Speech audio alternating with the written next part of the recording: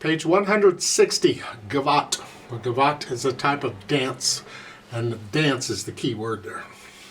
Let's look it over. 4/4 time, 2 sharps, we're still in the key of D major. Every day, the first time when you sit down to practice, I strongly recommend you do that D major scale, at least 1 octave up and down. Doesn't take very long, but it's important that you do it each day. It's up to you on how fast you play it. It's just to be even and controlled. Now let's look the piece over. We got quarter notes and eighth notes, good Lord, all over the place. We got repeat signs, and they got some notes in here about pattern repetition. So let's talk about that. That is quite common. A pattern is a motif, a musical motif. Just a collection of a few notes. First measure. Then they're going to play that motif again. It's a repetition. And you'll see it in other places. At the top of page 161, measure 9, there's a pattern, a different pattern. Then repeat that, a repetition. And you'll get it some more. So forth. Then you'll see some other patterns. There's things to notice that, okay, we see what's going on. Left hand gets it too. The left hand, you get that. Repeat. So it can have its patterns and repetitions too. Usually we're talking about the melody when we're talking about it. We could be talking about anything, really. Let's cover it one hand at a time. Make sure we get the fingering and the rhythm and all that stuff. So you're starting here. Don't forget the C sharps, they're in it. So it's 1 and 2 and 3 and 4 and. And again, I'm going to play it all connected for now. Measure 3. 1 and 2 and 3 and 4 and. You don't have to be going this fast. You can take it at your speed. The point is just make sure you can play all of this with you got the notes and fingering and all that worked out. Let's go over to page 161, the third line down. It's measure 13, it's here. It's like an Albrete bass pattern, sort of. And I'm just rotating. I'm transferring my weight from finger to finger, and I'm just lowering which finger I want to hold the weight. See, that's pretty much it. Left hand, same thing, you're down here. 1 and 2 and 3 and 4. Oh, isn't this fun? Then half notes. 1, 2, 3, 4. 1, 2, 3, and 4. Don't see a lot in the left hand there. Let's put the hands together and see what's going on. Now I might caution you here. On these videos, to shorten the video, I take shortcuts. It's like going through and doing the left hand. I only did a little bit at the beginning because I've looked the piece over and I know what's in it. So I know if I can cover this, I've got most all the rest of it covered. So I'm not wasting time in the video covering it. But you need to go ahead and play through it all, one hand at a time, to make sure there's no surprises anywhere. So I'm not real clear on sometimes what I'm doing to prepare a piece. Just know that when I'm doing it, I'm going through the whole piece one hand at a time first. In these videos, I cut a little short to keep the video down a little bit. So both hands together, same thing, it's here.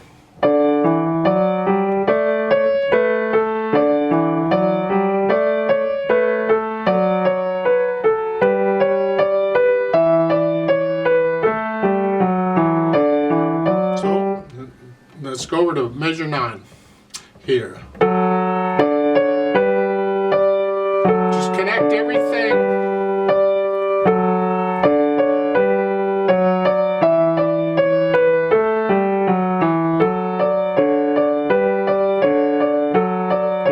You go at any speed you need to go. Just get rid of any hesitations you may have or any question. I mean, you're not really moving around. You're staying in this spot for a change. That's nice.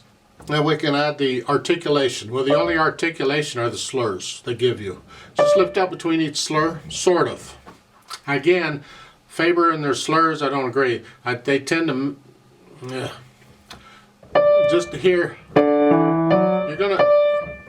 you can separate those a little bit. But do the left hand the same way.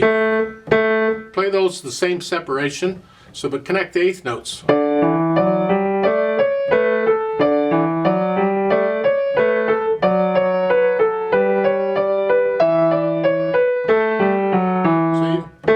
Lift up in the right hand, but connect the left hand. I suggest you connect all that together. No, just the right hand. So measure 4, it's here. Lift up in the left hand before you play the eighth notes. Then lift up in the right hand before you play the quarter note, but leave the left hand down. So again.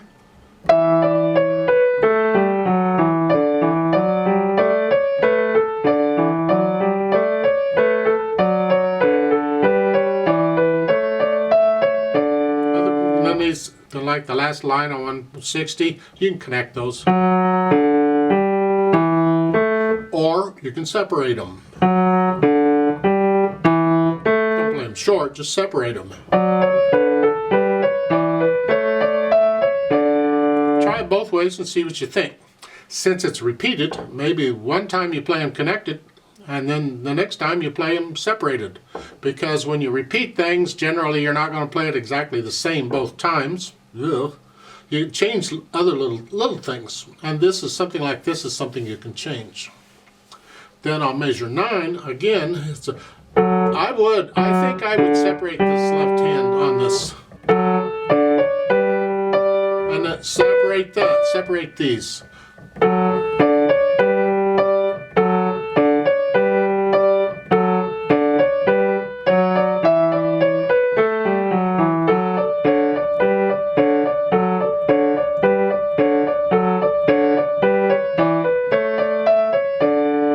You can experiment with it, because when they don't tell you anything, you have your choice. It's just, this is a dance. Some people are going to dance to this. It goes a little faster than this. But the point is, it's going to bounce along pretty good. So I would separate these quarter notes so that are not slurred together. Now notice a measure 12 at the end of the measure, and the left hand, the eighth notes. This time they're slurring it over to the next note. That's what I told you to do back on measure 4. Connect all that together. In my opinion, it's just an opinion, but it's different ways of interpreting the music. Then when you get that, we can add the dynamics. This is sort of a duet. A lot of this is a duet. I think both hands can be the same here. Loud, whatever you think loud is. Not really loud, just loud.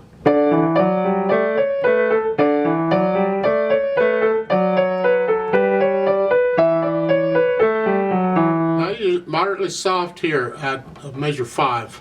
Come down to sort of soft. It's sort of like an echo of the first 2 lines. And then on measure 7, you got the swell going up. Go up to moderately loud and back down. That's your target. That's where you're after. See, I always look in the middle of the swell to see what's there, and that's my target. That's what I... And then I come down.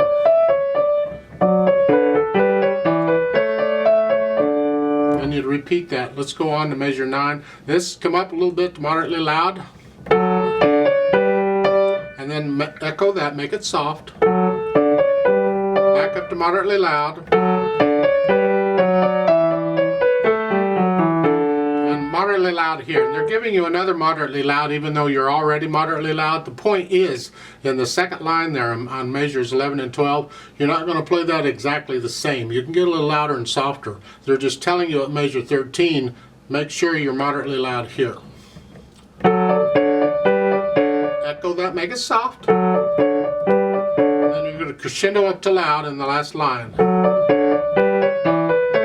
Loud into the last measure. So you start soft on measure 15. Start soft. And you're moderate.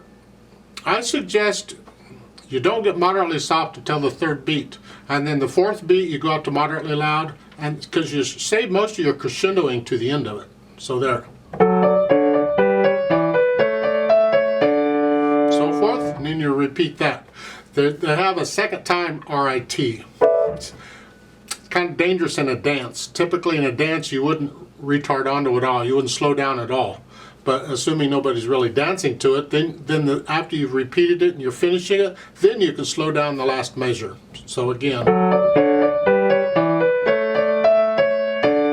lets people know it's over. But if they're dancing to it, I wouldn't recommend doing that because that messes them up. That speed, well, it says allegro again. That's half notes they're giving you. They want you to feel this in 2. It has to be accurate though. So you have to decide how fast can you play it under control and rhythmically correct and everything. That would be your allegro. So not my allegro, your allegro, whatever that is.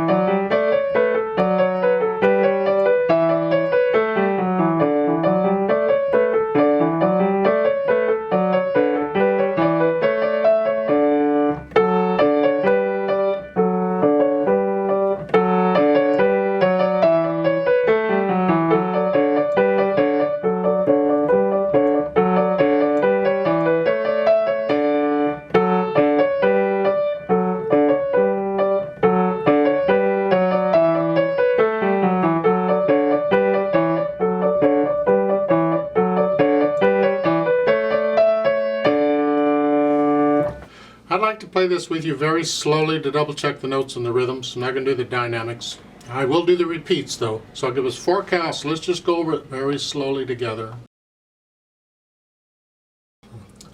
1, 2, ready and go, and.